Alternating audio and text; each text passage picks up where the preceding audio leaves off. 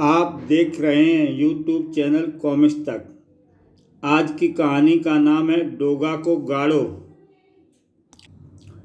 मैं किसी court, high court या सुप्रीम कोर्ट के कानून को नहीं मानता।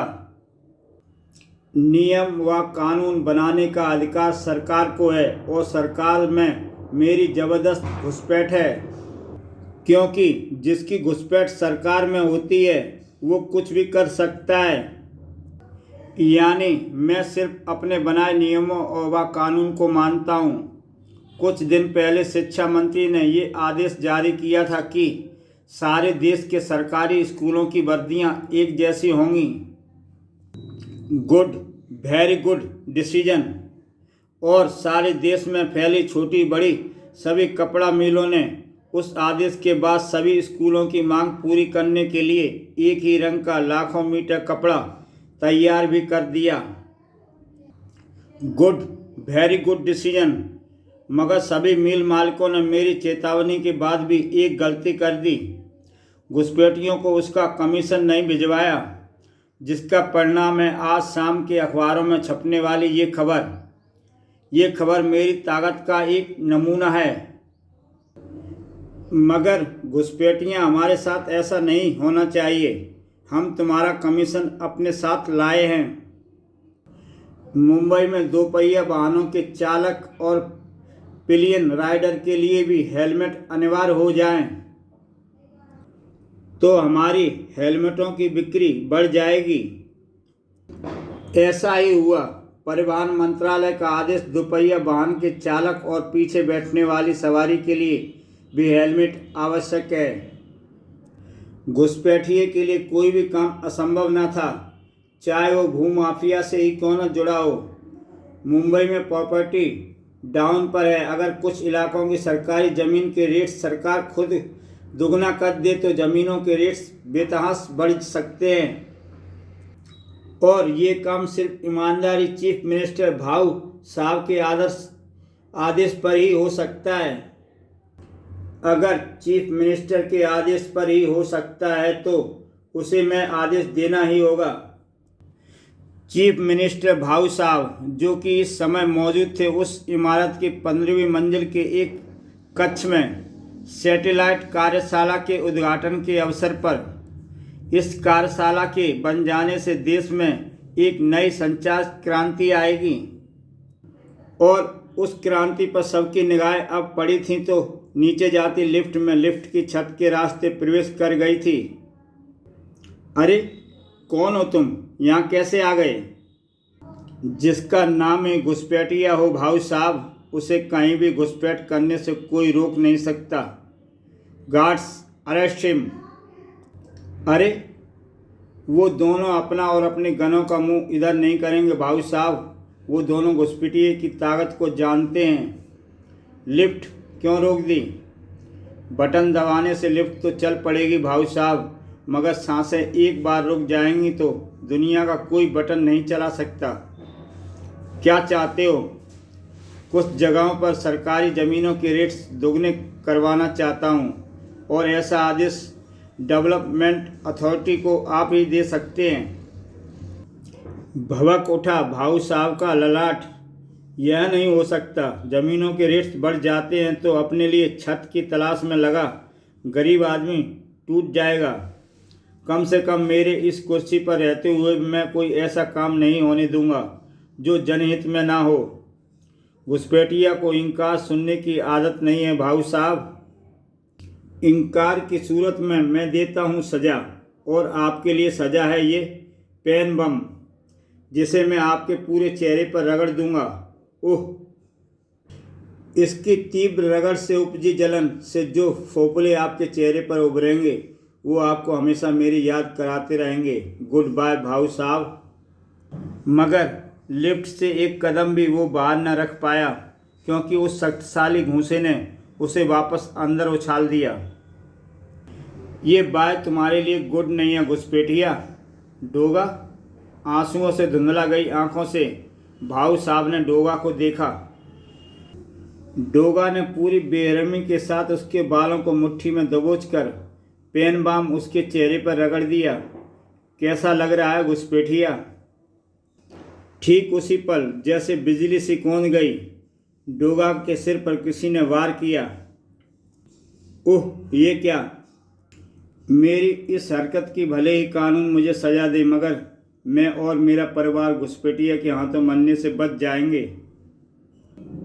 डोगा दूसरे ही पल लिफ्ट से बाहर निकला, मगर तब तक घुसपैठिया उसकी आंखों से ओझल हो चुका था। वह नकाब लगाए हुए था, इसलिए नकाब उतारने के बाद अब इस इमारत से निकलना उसके लिए मुश्किल नहीं होगा।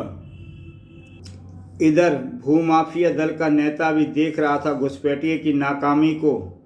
हमारे काम का क्या हुआ घुसपैठिया? और ये तुमने चेहरे पर ठंडी पट्टियां क्यों रख रखी हैं? सांप की तरह फुफकार घुसपैठिया के मुंह से निकली। ये पट्टियां डोगा से मेरी दुश्मनी की शुरुआत की हैं, और आज पहली बार घुसपैठिया अपना काम करवा पाने में सफल नहीं हुआ, जबकि ये काम करवा सकता है सिर्फ चीफ मिनिस्टर। तुम्हारी हर तरह इतनी पहुंच है घुसपैठिया, मगर चीफ मिनिस्टर को तुम नहीं तोड़ पाए।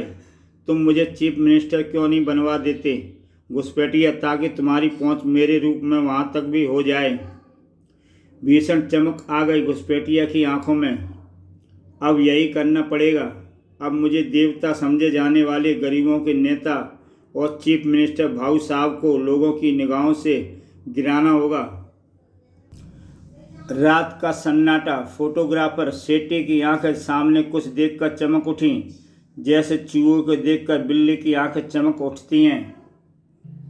और ऑब्जेक्ट के रूप में वह अजीबोगरीब व्यक्ति उसके सामने था। यह आदमी कोई बड़ा कांड करने जा रहा है। जूतों की माला लिए क्यों घूम रहा है ये रहस्यमय व्यक्ति? जिसके लिए है ये माला? क्या करना चाहता है वो? इन सवालों के जवाब मैं अपने कैमरे में कैद कर लूँगा। शिकारी कुत्ते की तरह इसके पीछे लगा रहूँगा। देखें क्या गुल खिलाता है यह।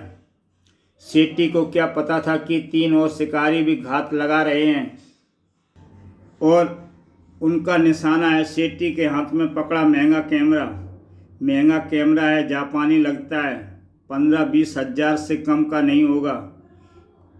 याशिका, कैनन, ये तीनों चक्के हैं पांडु, जानी और रुस्तम। देखते ही देखते उन्होंने सेठी को दबोच लिया। उफ, क्या हो रहा है? आज हम तीनों का बर्थडे है। हम अपना बर्थडे सेलिब्रेट कर रहे हैं, और तुम यह कैमरा हमें गिफ्ट में दे रहे हो। ही, बोलो हैप्पी बर्थडे। कैमरा छीनकर वो भाग खड़े हुए। नहीं, ऐसा मत करो, मेरे कैमरा मुझे दे दो। यह कैमरा ही मेरी रोजी रोटी का साधन है। चुपचाप घर चला जा। ज़्यादा टेंटे तो मैं पलट कर तेरे थोबड़े को पोज बिगाड़ दूंगा। और वह साया जिसके सामने आने पर अपराधियों के पोज बिगड़ जाते हैं, शराफत के चेहरे का पोज बिगाड़ने वालों के पोज मैं बिगाड़ देता हूँ। बदमाशों की बदकिस्मती डोगा को यहाँ खींच लाई थी। देख तेरे शरीर का पोज मैं कैसे बिगाड़ता हूँ।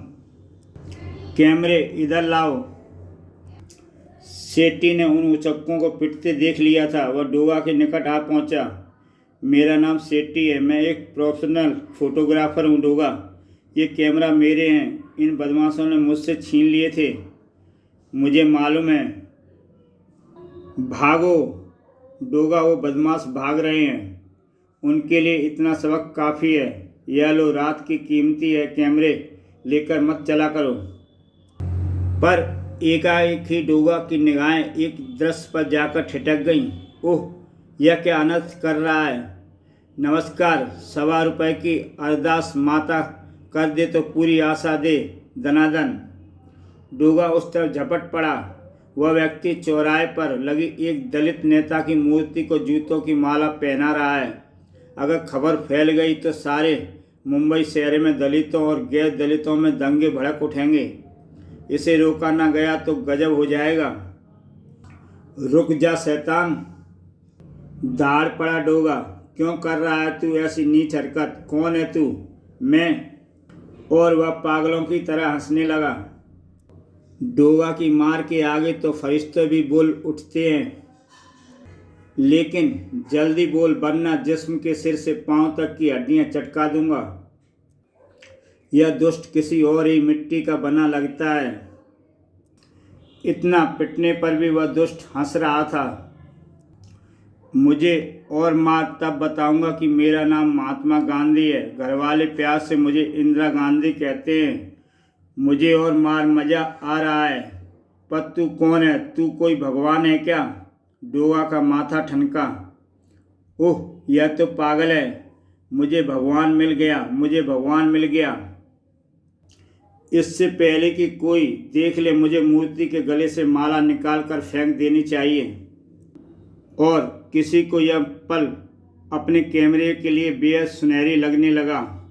अचानक ही फोटो खींचने का यह नायाब मौका हाथ आ गया। हार निकालकर फेंकते डोगा के सेट्टी ने 5-6 सीरियस चित्र खींचे। Click click click. डोगा को देखकर सेट्टी की आंखों में फिर से चमक आ गई थी। डोगा का काम पूरा हुआ। शुक्र है कि मैं सही समय पर आ पहुंचा। अब कोई खतरा नहीं। क्या सचमुच मुंबई एक बड़ी अनहोनी से बच गई थी? शायद नहीं। जूतों का हार सुबह इस मूर्ति के गले में ही पड़ा मिलेगा। डोगा, अरे ये क्या अनर्थ, अनर्थ। ऐसी खबरें पेट्रोल पर आग की तरह फैलती हैं। घटना स्थल पर भारी भीड़ जुड़ने में देर नहीं लगी। यह काम उन लोगों का है जो खुद को ऊंची जाति का समझते हैं। हम यह अपमान नहीं सहेंगे। हम इस अपमान का बदला लेंगे। बदला लेने का सामान वहां पहुंचने लगा। चिंगारी भड़क चुकी थी। शहर में दंगे की एक आग भड़काने को तैयार हो चुकी थी। लोगों के घर फूंकेंगे, उन्हें मारेगी। रही सही कसर पूरी करने के लिए तैयार था घुसपैठिया। ध्यान से सुनो दड़ियल, अब ये उग्र भीड़ दंगा करेगी, लूटपाट करेगी, जिसे रोकने के लिए पुलिस आएगी। भीड़ को खदेड़ने के लिए वाटर कैनन का इस्तेमाल करेगी, आंसू गैस भी छोड़ेगी। बस इसी पल तुम्हें अपने आदमियों के साथ पुलिस की वर्दी में वहां पहुंचकर भीड़ में इतनी सख्त गोलीबारी करनी है कि 25-30 लोग मारे जाएं। दीनदयाल अपना काम कर फुर्ती के साथ उस गली में समा गया जो दंगों की दहशत से सूनी पड़ी थी। मगर उस बुलंद आवाज़ ने उस गली के सन्नाटे को भंग कर दिया। गोलियां चलाकर पुलिस को इस तरह भागते हुए मैंने कभी नहीं देखा। तुम्हारी उसी हरकत ने तुम्हें मेरी निगाहों में नकली साबित कर दिया। और जो नकली होते हैं वो समाज के नाम पर ऐसे नासूर होते हैं जिनका ख़त्म हो जाना ही बेहतर होता है। बताओ, तुमने भीड़ पर गोलियां क्यों चलाईं? और कुछ देर बेहनता चौंक पड़ा था डोगा। दूसरे पल उसके जबड़े सख्ती के साथ भिंच गए। होठों से गुर्राहट सी निकली। मैंने तुझे पहचान लिया है। तेरे बाएं गाल पर जो मस्सा है वो उस पागल के भी बाएं गाल पर था जिसे मैंने कल रात उस मूर्ति के गले में जूतों का हाथ डालते देखा था। दंगे की आग तूने ही भड़काई है, मगर ये काम तेरे अकेले के बस का रोग नहीं हो सकता। मुझे उस ताकत का नाम बता जिसके पीछे तेरा ये दिमाग चल रहा है। उस ताकत का नाम तुझे कभी पता नहीं लगेगा डोगा। धाएं। डोगा के देखते ही देखते डड़ियल लाश बनकर लुढ़क गया। ओह, इस पर गोली किसने चलाई? ओह, वह छत पर है। मेरी आंखें उसे पहचानने में धोखा नहीं खा सकती। ये तो घुसपैठिया है। इसका मतलब सारी शरारत में घुसपैठिया का हाथ है। इधर दंगे को नियंत्रण करने के लिए कर्फ्यू लगना पड़ा। सीआरपीएफ फोर्स चप्पे चप्पे पर फैल गई। पुलिस की गोली से मरे 26 व्यक्तियों की मौत ने पूरे शहर को हिलाकर रख दिया। खुद सीएम भाऊ साहब का सिंहासन भी डोल उठा। चीफ मिनिस्टर, इस्तीफा दो। भाऊ साहब, गद्दी छोड़ो। भाऊ साहब के चेहरे पर घुसपैठिया की दी जलन तो खत्म हो गई थी, मगर चिंता, परेशानी व आक्रोश की गहन रेखाएं प्रकट हो चुकी थीं। लोगों ने पुलिस को गोलियां चलाते देखा है। वो नरसंहार पुलिस के हाथों हुआ है। मुझे जवाब दीजिए कमिश्नर साहब की गोलियां किसके आदेश पर चलाई गईं? ये साजिश है सर, पुलिस ने गोली नहीं चलाई। पुलिस को दंगाग्रस्त क्षेत्र से कुछ ही दूर एक सुनसान गली में 5 ऐसी लाशें मिली हैं जिनके शरीर पर पुलिस की वर्दियां थीं, मगर पुलिस रिकॉर्ड के मुताबिक वे 5 लाश शातिर बदमाशों की हैं। भीड़ पर गोलियां उन्होंने ही चलाई होंगी, मगर ऐसा उन्होंने क्यों किया, किसके इशारे पर किया, उन्हें किसने मार डाला, यह अभी रहस्य बना हुआ है। जिसके इशारे पर यह सब हुआ था, जिसके लिए कुछ भी रहस्य नहीं था, भाऊ साहब की राजनीति पर कलंक लग गया। अब जल्दी पार्टी अपना नया अध्यक्ष चुनेगी और वो नया अध्यक्ष होगा मेरा आदमी। लेकिन अभी बहुत कुछ होना बाकी था सर। कोई फोटोग्राफर आपसे फ़ौरन मिलना चाहता है।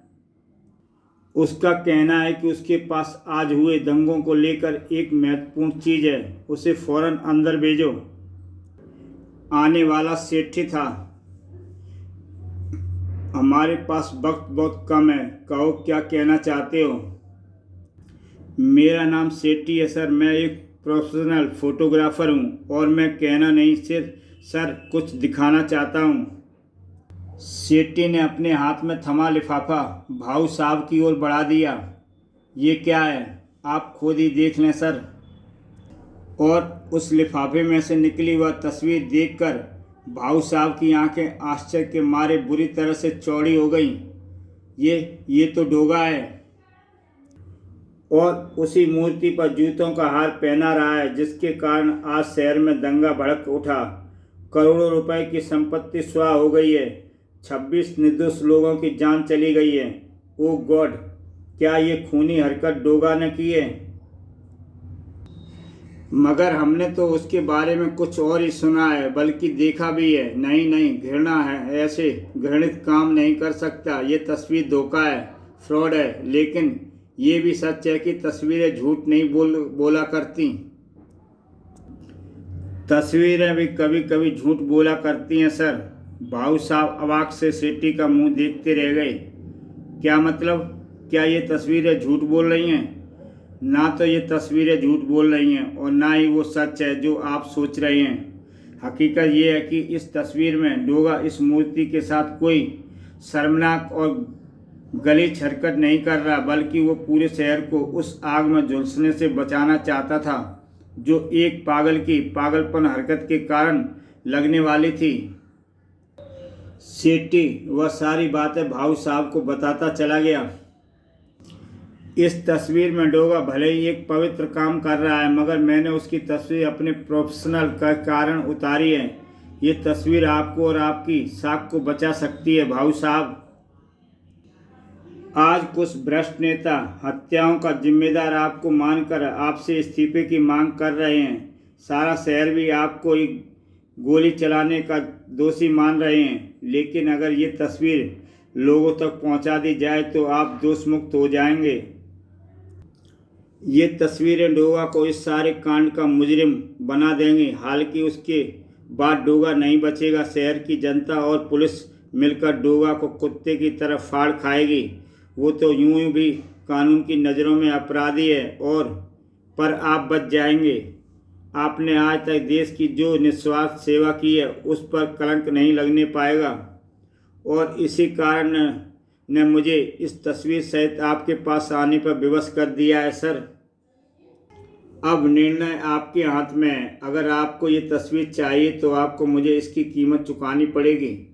कीमत बोलो। सेठी द्वारा मांगी गई कोई भी कीमत शायद कम थी। कीमत लेकर सेठी तो चला गया, मगर एक खलबली सी भाऊ साहब के मस्तिष्क में छोड़कर, हाँ, निर्णय सचमुच मेरे हाथ में है कि मैं खुद को बचाऊं या डोगा को। मगर अपनी जान बचाने के लिए क्या मुझे डोगा की बलि देनी होगी? उस डोगा की बलि जिसके कारण अपराध अपना फन चौड़ा नहीं कर पाता। अपराधियों के हाथ जुर्म करते वक्त कांप उठ जाते हैं, जिसके कारण शरीफ शहरी राहत की सांस पा रहे हैं।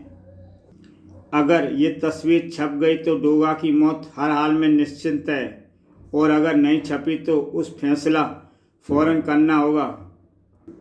फैसला हो गया।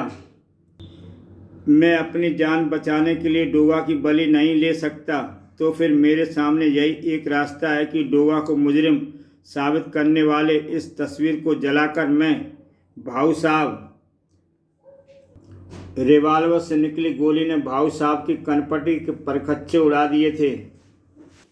मगर वह खूनी कहानी यहीं पर ख़त्म नहीं हुई। कहानी में एक नया और खौफनाक मोड़ आने वाला था। न जाने किसके हाथ ने वह जलती हुई तस्वीर उठाकर उसकी आग बुझा दी। रिवाल्वर से निकली गोली ने भाऊ साहब की कनपटी के परखच्चे उड़ा दिए थे और फिर मचा गोली चलने की आवाज़ से एक सनसनीखेज हंगामा। अंदर की हालत देखते ही दोनों गार्ड्स बुरी तरह से चीख पड़े। तुरंत फुरंत ही एम्बुलेंस भाऊ साहब को लेकर एम्बुलेंस हॉस्पिटल की ओर दौड़ पड़ी। भाऊ साहब के चहेतों को अभी भी उनमें शायद जीवन की आशा थी। आनन फानन में ही खुद कमिश्नर चौकटे पुलिस फोर्स के साथ घटनास्थल पर आ पहुंचे। पता चल गया है भाऊ साहब के हत्यारे का। इस तस्वीर में क्या है सर? कौन है हत्यारा? इस अधजलित तस्वीर में है डोगा का यह भीमतस रूप। चीख उठे समाचार पत्र। मूर्ति पर जूतों की माला डालने की शर्मनाक घटना में डोगा का हाथ। यह तस्वीर भाऊ साहब से प्राप्त करने के लिए उसने उन्हें भी गोली मार दी। नहीं, डोगा ऐसा नहीं कर सकता।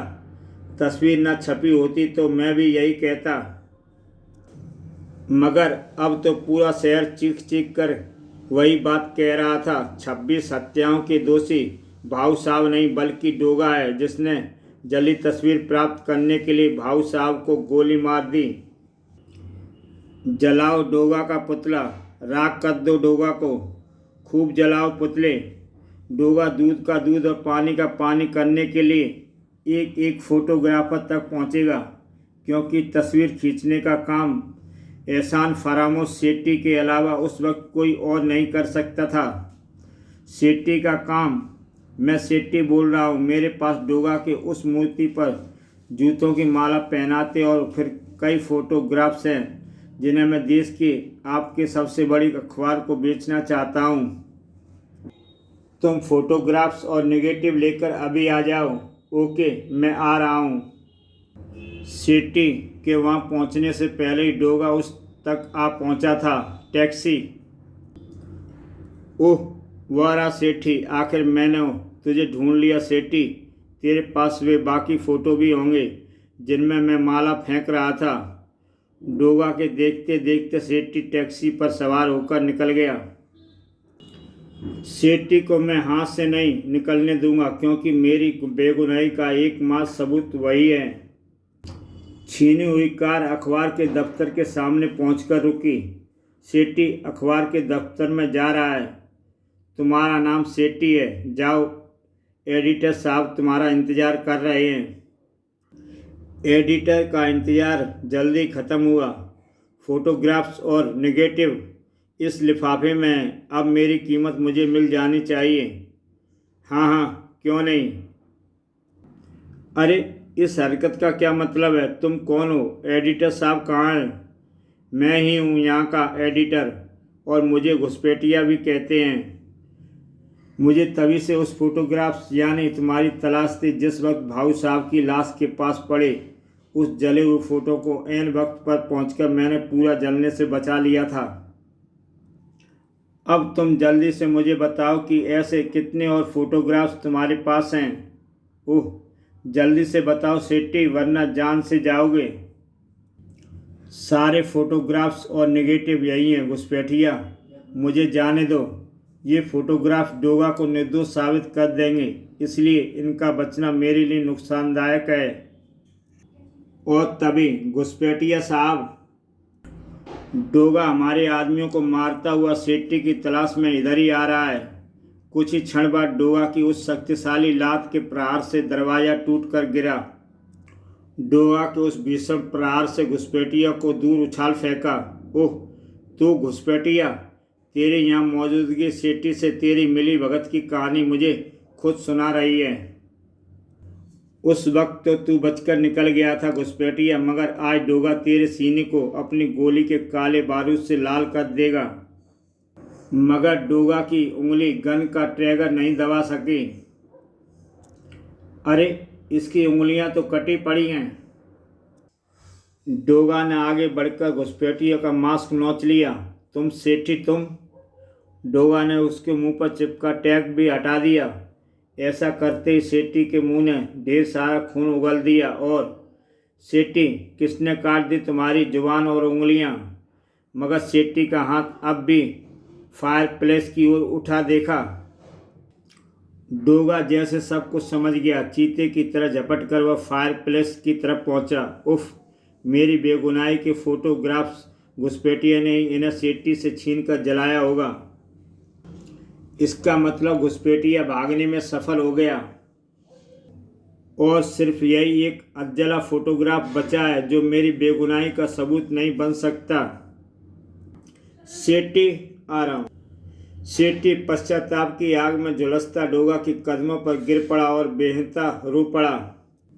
सेठी, तुम्हें तुम्हारी एहसान फरामोशी की ठीक सज़ा मिली है, मगर तुमने अपने साथ साथ मुझे भी मरवा दिया, क्योंकि मेरी बेगुनाही को साबित करने वाले सभी सबूत नष्ट हो चुके हैं। डोगा जाने के लिए पलट चुका था, मगर सेठी उसके कदमों की बेड़ियां बन गया। तुम क्या कहना चाहते हो सेठी? अब ना तुम कहने के लायक रहे हो, ना लिखकर कुछ बता पाने के लायक। ओह, मगर सेठी ने उसे जाने न दिया। मुंह में दबा ली वह कलम और फर्श पर लेटकर कलम का एक सिरा उसने उसी जले हुए फोटोग्राफ पर रख दिया। ये क्या कर रहा है? डोगा उस फोटोग्राफ पर झुक गया। ओह, ये क्या है? ये तो, ओह, यही तो है मेरी बेगुनाही का सबूत। अगले दिन के अखबारों में छपी डोगा की बेगुनाही को साबित करती वह तस्वीर, मगर इस बार पहली वाली तस्वीर और दूसरी वाली तस्वीर को जोड़कर एक पूरी फोटो का रूप दे दिया गया था। वाह, मैं तो जानता था कि डोगा निर्दोष है, वह ऐसा नहीं कर सकता। सूरज भी देख रहा था डोगा की बेगुनाही के उस फोटो को। किसे पता था कि एक च्युइंगम मेरी बेगुनाही का सबूत बन जाएगा, जो कि या तो मूर्ति पर पहले से चिपका था या फिर जूतों की माला के किसी जूते पर। जब माला उस मूर्ति पर डाली गई तो च्युइंगम मूर्ति और जूते दोनों पर चिपक गई और वह माला उतारते वक्त खींचकर लंबी हो गई। च्युइंगम माला उतारते वक्त ही खींच कर लंबी हो सकती थी, ना कि माला पहनाते वक्त, और यही था मेरी बेगुनाही का सबूत। लेकिन भाऊ साहब की मौत का जिम्मेदार घुसपैठिया मेरे हाथ से निकल गया। सारे षड्यंत्र का पर्दाफाश होने से मुंबई में दंगे रुक गए थे। इसी के साथ दोस्तों ये कहानी समाप्त होती है। ऐसी ही बेहतरीन कहानियाँ देखने के लिए मेरा YouTube चैनल सब्सक्राइब करें और देखें एक से एक बेहतरीन कहानियाँ। तो कल फिर मिलता हूँ एक नई कहानी के साथ।